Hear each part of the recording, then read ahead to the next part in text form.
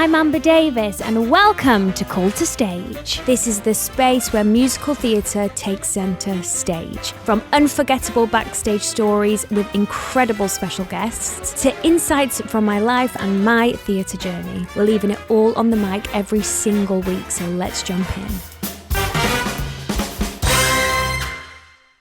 Hi guys, welcome back to Call to Stage with me, Amber Davies. Now, I met this person sitting next to me, believe it or not, in freedom. And I said, oh my gosh, we were chatting, I think for an hour at the bar, which got on straight away. And I said, I need to get you on my podcast because our listeners are going to eat you up. Yeah. It's the wonderful Jamaal Fields-Green. I was just saying, guys, I say my hard A's, so I was like, Jamaal. And he's like, it's Jamaal. No, but it was cooler than that. It wasn't just like it's Jamaal. No, it's still fine. Thank you for having me. Thank you so much for coming in. Of course. I just want to say, firstly, are you enjoying London? Of course. You know, I'm a New Yorker through and through, so there's a lot of similarities from New York and London. But I'm loving the differences as well. I mean, I feel at home, but also not at the same time, you know. I know. I'm liking it. It's cool. It's a change of scenery. Cheaper. Yeah. You know, the difference in pounds and dollars. I love it. It's not it's the perks. Yeah. It's the perks of the West End. Yeah. You know, you feel so rich. Yeah, completely. I feel like the richest man in London right now. This is perfect. I'm going to stay here all the time. We also have the same agent. We do. This is just for me, guys, you can just listen in. Did you pick up Ollie when you came to the UK? I did. So when we came last year, everyone had gotten sick and they flew me out for like the 2 days, the 3 shows that I did. And my manager and I, we just thought, let's use this opportunity to the best of our ability. Let's reach out to a bunch of folks and see how much will come out and see the show. And only one person got back. And it was Curtis Brown, and they weren't able to see the show at the time, but they were interested, and they were like, does Jamaal have his working visa, you know, over here, you know, next time he's here for an extended amount of time, let us know. And then I came back literally 2 months later, coincidentally, for another quick 2-day thing, and coming back, I was like, let's see if they're available. And Ollie came. Yeah. And then he's a legend. And he's amazing. I love him. He's great. I'm so happy. So thankful. We're in safe hands with Ollie. Yeah. Ollie Thompson, we love you. So we haven't even said yet. Jamaal plays MJ in MJ the Musical in town. No, yeah. I was joking. I was like, I think I do. Yeah, you do. No, yeah, I do. You're that tired. I think so. No, yeah. He shows MJ. Yeah. So you, like you said, you came over as an emergency MJ a couple of times. Yeah. Did you think then and there, I could, if the opportunity came up, I think I'd actually like to. Yeah. Did you? It was weird, you know, because at the time I was an alternate on the tour back in the States. Yeah, American. Yep. North American. Yep. And then, funny enough, there was conversations about me taking over, but I was very adamant about going back to Broadway because that's where I started. I was a standby originally on Broadway for Middle Michael and Michael for MJ. And I was really adamant about, I want to go back to Broadway. I just want to be back in New York. I'd rather just stay in one spot rather than touring. And coming out here, I always say I had a moment where I saw God's plan versus my plan, you know, thinking that Broadway, New York was where I needed to be. But then being out here I just saw all the opportunities literally in the blink of an eye. Yeah. And had some conversations and a deal was met, you know, for me to come out here eventually and boom. I love that. I'm here. Yeah. No regrets so far. I'm happy that that's where the cards fell. Yeah, know? Of course. And did MJ win the Olivier? For best choreography. Yeah. Yeah, for best choreography. You know, so that just happened. Yeah. You know? I got to go and attend and everything, and it was awesome, you know, so I'm just kind of riding this wave that is MJ and with the Oliviers and everything, and kind of just, you know how we do with actors, you know, as actors, we make the best of it, you know?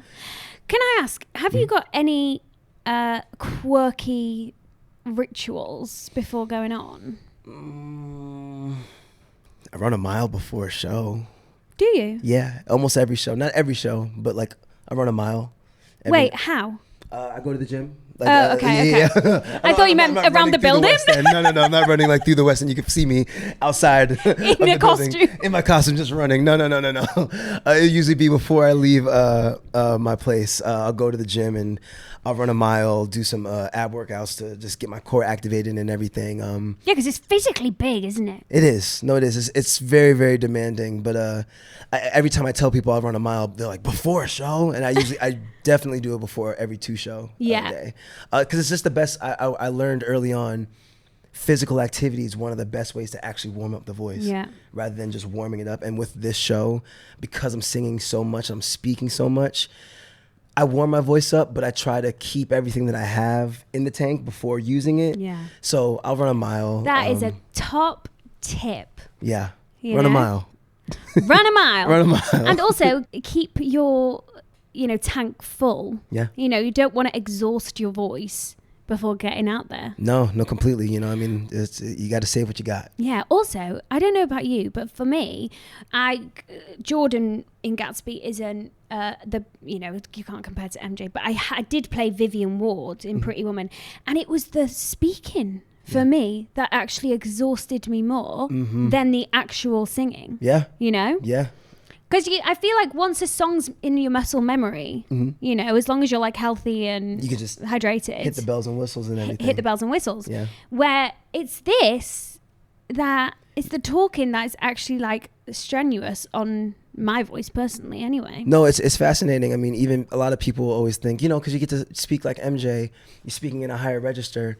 I assume it must be easier on your voice. I'm like, no, it's actually not. It's actually more work. Yeah. Because with all the dialogue and then speaking in that register of that lightness and that tone, it's actually more work than you would think. I mean, sometimes, maybe it might feel a little like I'm taking some ease off my chords, but talking so much. It's a full show. It's a full show. So no, not at all. I'm intrigued to know, do you do vocal rest?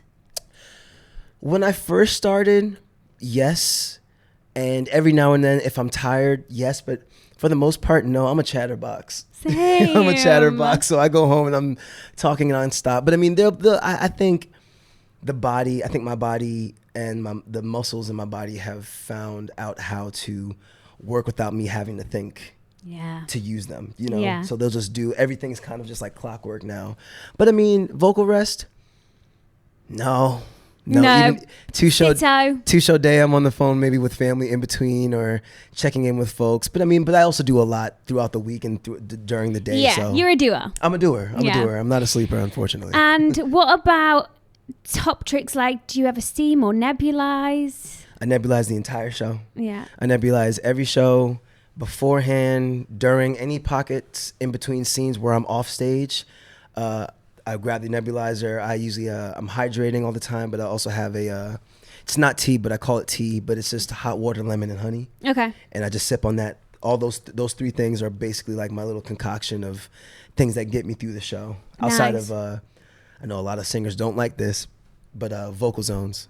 I love vocal zones. Yeah, I always have a vocal zone under my tongue. Almost everyone in my company is like, you need to let those things go. They're not good for your voice. They're not good for your voice. Nope. Listen to this, okay? Yeah. I had this debate on TikTok the other day. Yeah. If you, the ones that know. There is no numbing agents, numbing things in a vocal zone. It can't physically harm your voice. Yeah. Factual. It also can clear out all of your airways. If you're ill and you're recovering from losing your voice, okay, maybe it can give you a false sense of security. Yeah. So I probably wouldn't if you're recovering from an illness. Right. But it's not going to damage your voice. You heard it right here. PSA. Yeah. Vocal zones, use them. Yeah, I love them. I love them too. Oh my God, they're babes. great. They're great. They're great. Yeah, I love them so much. Yeah. It can't harm your voice in any way. Oh, and then one thing I want to ask. What is your favorite part of the show? Easily Smooth Criminal. Yeah. Smooth Criminal. I feel like a superhero when I do that role. I could be literally in the worst mood possible, and there's something about that number that'll completely just change my mood because you have no choice but to pull up. Yeah. You have to. It's Smooth Criminal, and just with the lights and the way the music can hit in the chest and just the choreography. I feel like the baddest man on the planet when I'm doing that number. You are. Yeah. So so I would say Smooth Criminal for sure. You are like one of the... I remember when I met you, I thought, God, you're so cool. Oh, thank you. Like the geekiest thing. Oh, God, so cool. So cool. I'm really a nerd, though, really, honestly. Are you? I am. I'm a big nerd. Big comic book nerd. Big movie nerd. I love movies so much. Yeah, well, we can talk about that. Oh, please. So you were born and raised in New York? Yes, ma'am. I love that. Isn't that the coolest thing ever? Yeah. Like for us, that's so cool. Well, it's the same thing. You know, if you were to come to New York and you're like, yeah, born and raised in London, and be like, oh my God, you're like your accent. Oh my goodness, you know. We can get away with murder in you guys could in America because our accent. Seriously. And you graduated with a BFA in musical theatre from Hart School. Yes, the Hart School. So it's the University of Hartford, and in that school is the Hart School for dance, music, and theater. And is it quite elite? Yeah. Yeah. So you went to like one of the best of the best. Yeah, you know, the program is definitely on the up and up. You know, compared to like the program isn't a Michigan or like some of the other higher programs, but it's on its way up. But I always was a firm believer and still am. It depends not where you go, but where you do go is where you're supposed to be. Yeah. And I was really able to hone my skills and hone my craft and everything. And it's a beautiful program. It's a great program. There's a lot of people that have come out of that program. And how long's the program for? 4 years. What? 4 years. Yeah, just like college. This is college. Yeah, 4 years. Oh, wow. Yeah. Okay. So did you do anything like curriculum? Like outside of? Yeah, I had a psychology class that I took. I took a statistics. I'm not good at math, but I am good at statistics. I took a statistics course my senior year. We had a couple of electives and stuff outside that we had to take, but the majority of our schedule was dance, music, and theater. Yeah. Wow, you're so intriguing. Oh, thank you. Yeah, no, it was crazy. It was crazy. What made you want to go and do that course? Were you always naturally a great dancer, actor? Where did the love come? Well, my mom, single mom, she worked at NBC growing up, and she would bring me to work a lot, and she worked right under the chairman. So she worked at the top office. It was this big office, so many rooms, and she always needed somewhere to put me because, I was not like I could just sit at her desk while she's working all the time. And I would always be in one of the offices. It would be like a big table with a big flat screen TV, and all these old school Universal film posters were all throughout the walls. That and Russell Crowe's Gladiator, because that was like the hottest movie at the time. Okay. And I would just watch movies all the time. I would bring 4 to 5 DVDs, a few of my toys, and my homework if I had some homework that I had to do. And I think that's where it started. I sang for fun as a kid. Dancing, I danced at parties. I would always pick up the latest trends or whatever, but I never really took any dance classes growing up. I didn't have any singing lessons until I got to college. Wow. I didn't start until I got to school. So I started late, basically. Whoa, and what made you do that leap? My friends and I had the choice our sophomore year of high school to either take an art class or a music class, and we had a rap group at the time. Can't tell you the name because there wasn't a name. Oh, right. I was going to say it was really inappropriate. No, there wasn't a name. We were just a rap group, and I was like, let's take the music theory course so we can learn how to read music and separate ourselves from all the other rap groups or rappers. I thought it was the most revolutionary thought in the world. And we got in that class and we didn't pay a lick of attention at all, because these are still my best friends to this day. You put us in a room together, we're gonna do everything but pay attention. Yeah. We're goofing off, and the music teacher basically was like, "You got your audition for the musical," and we were like, "Yeah, right," because we played sports, either American football or basketball varsity for all of us. And hang on, are you going like you're giving me High School Musical? It was completely High School Musical. And then we auditioned. My best friend Matt signed us up as a joke, and we were like, ha ha ha, let's sign up for the musical and not do it. It'd be so funny. And we ended up auditioning, and I got the lead. Okay, Troy. Yeah, and it was Seaweed in Hairspray. Oh my gosh, this is like the perfect story. And we had the best time. We fell in love with the because of course different social groups in high school, and we kind of got all the kids to come and see everyone to come and see the show that year, and we sold out every single show, and we had the best time and did it the next 2 years. And our choreographer the next year was The Wiz, and I got the Scarecrow, funny enough, and he pulled my mom aside after my first show and was basically, these were his words, he has the it factor, he could do this for the rest of his life if he wants to, but it's up to him. And at the time I didn't know what I wanted to do with my life, and doing this for the rest of my life, I was like, I knew that I loved music and I loved dancing and I loved movies. So it was kind of like why not? And my mom, when I said I wanted to do it, my mom was like, that makes sense. Because originally I wanted to go to school for business. And she was like, yeah, you could do that. But she's like, this makes sense. So I got an acting coach, and he prepared me for my auditions. I auditioned for all the top schools in the country, got into 2, and ended up going to Hart. Wow, this is epic story. I bet all the girls in your year fancied you. Yeah. maybe a few. I don't know. Oh my gosh.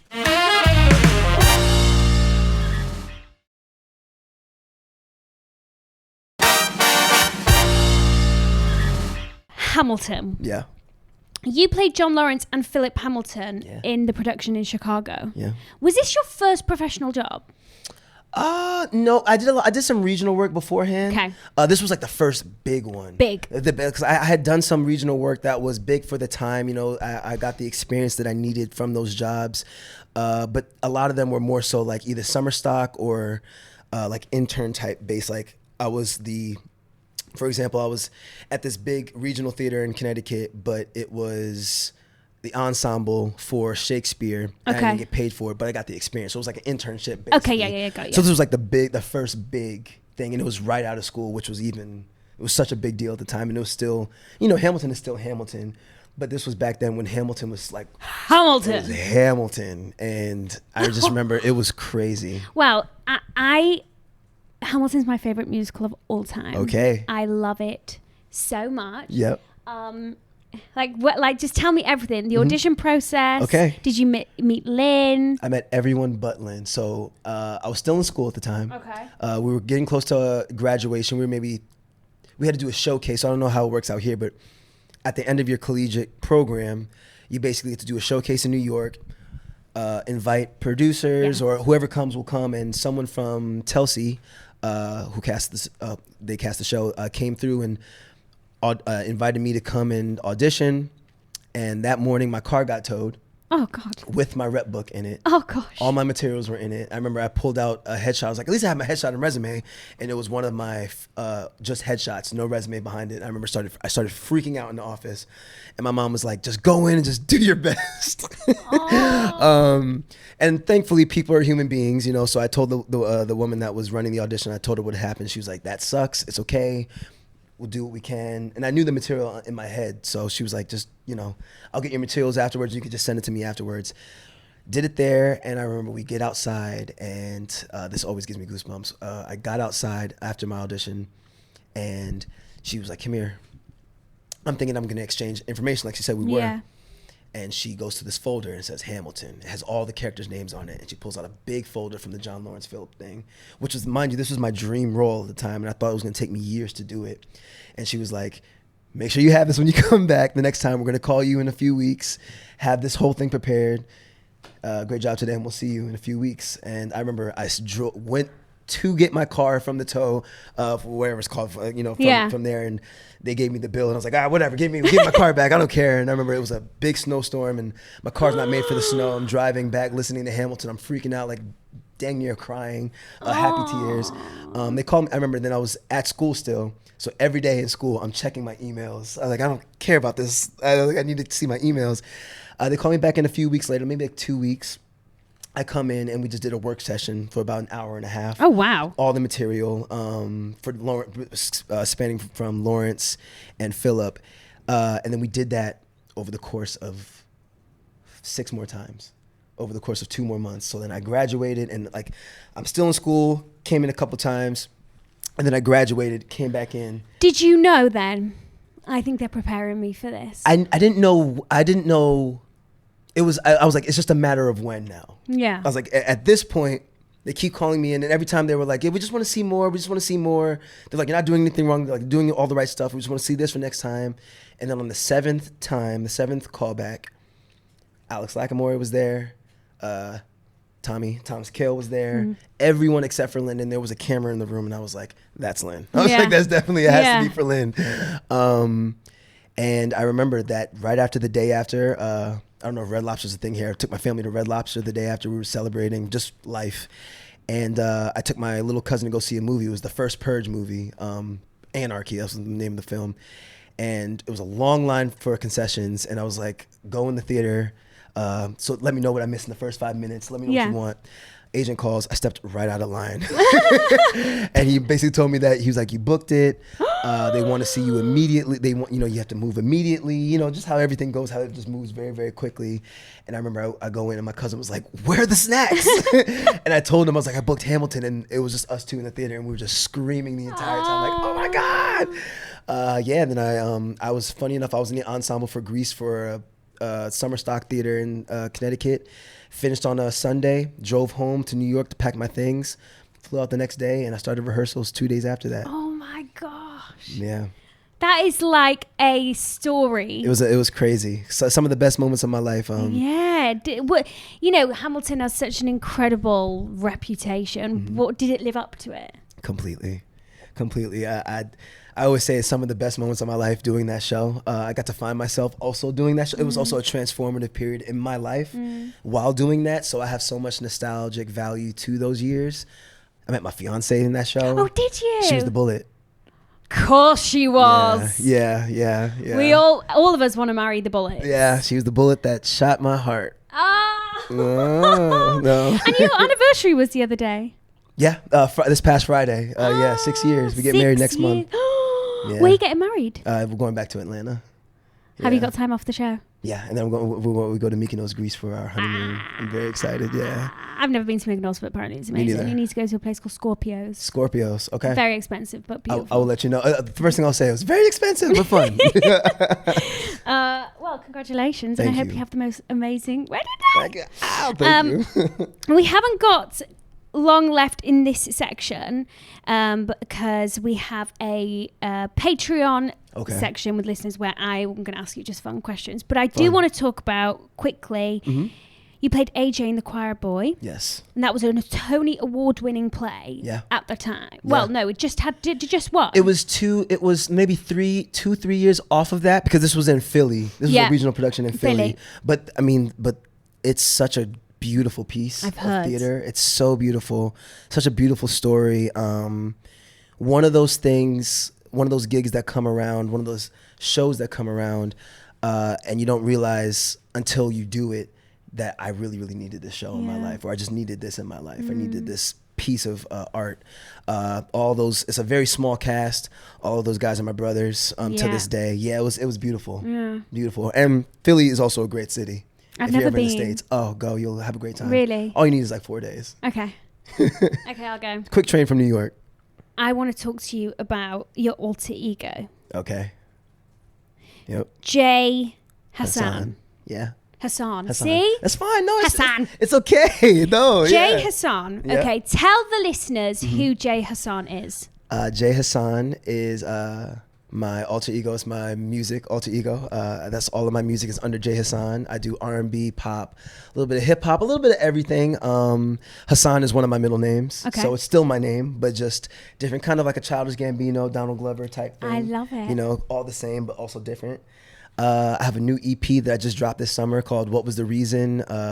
New visual that I dropped recently from Never Let You Go. New visuals dropping from that as well. I got to... Go ahead. No, for me, you know how incredible it is that you have created so many avenues for yourself. Thank you. It's like you're not what's it called? Pigeonhole. Yeah. You're not pigeonholing yourself. Yeah. It's like, yes, I love musical theatre and that is a passion and I'll absolutely do it. However, I do have a passion for music and I'm going to continue to work with that, and do that. Yeah. Like, that's insane. Thank you. Like, it's very admirable. Like, people should really take lots of motivation from this conversation. I hope. Yeah. And, how do you split your time, effort, energy?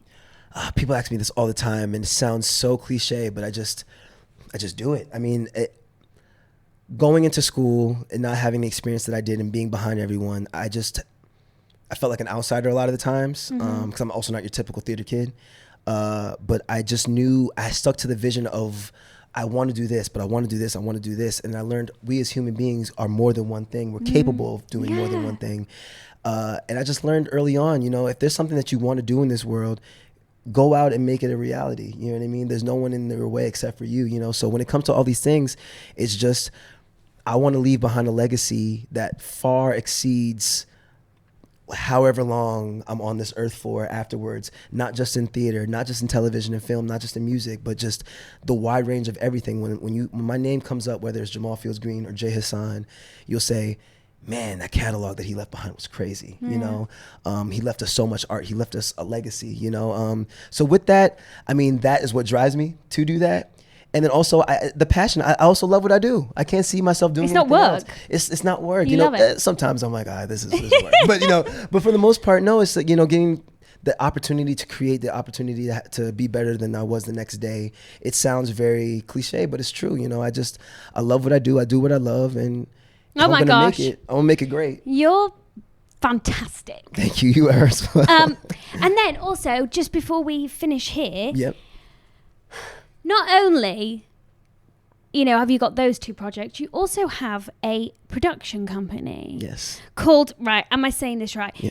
DRMR. Yeah, Trust Your Instincts, Daydreamer. Daydreamer. So it's just without those vowels at the end. Yeah, it's Daydreamer. There's a lot of daydreamers, that's why. So, and my fiance, Amber, she was like, you should just take out the EA and the E at the end. And I was like, huh. Have you trademarked that? Yeah.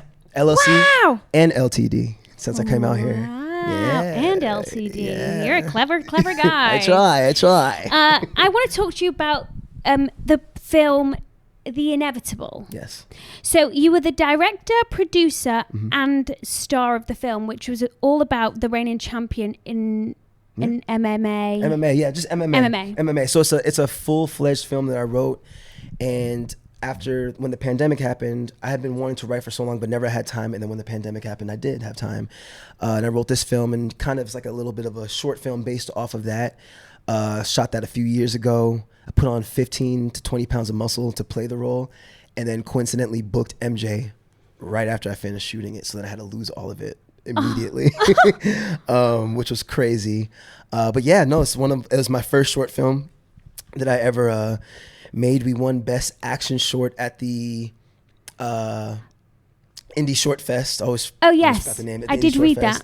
And then from there, I made my second short film, The Trick. Okay. Which we won. We premiered at LA Black Film Festival last year and won Best Actor at the Las Vegas Indie Film Festival, but I only wrote and directed that one. I didn't star in that one. Okay. And then I'm about to complete my third one this summer. Which is called? Shadows. And it's a horror film. Yeah. Well, if you ever need an actress. Oh, I will definitely let you know. I could make my screen debut. Please. We'll talk after this. You are so inspiring. You know that. Never, like, no one is you, and that is your power. Yeah. I don't think I've ever met anyone quite like you. And I've met a lot of people, you know. So it's been honestly an honor to have you on. I cannot wait to see you play MJ. And guys, if you should take absolutely anything from this conversation, is that, like you said, the only person that's standing in your way is yourself. Yeah. You know, there is enough success in the world for everyone, and reach for the stars. We live once, and you are just a perfect example of that. Like, go after what you want. Thank you. Every day. So Patreon listeners, keep listening, and we will be back shortly. But to everybody else, thank you so much, and thank you, Jamaal. Thank you.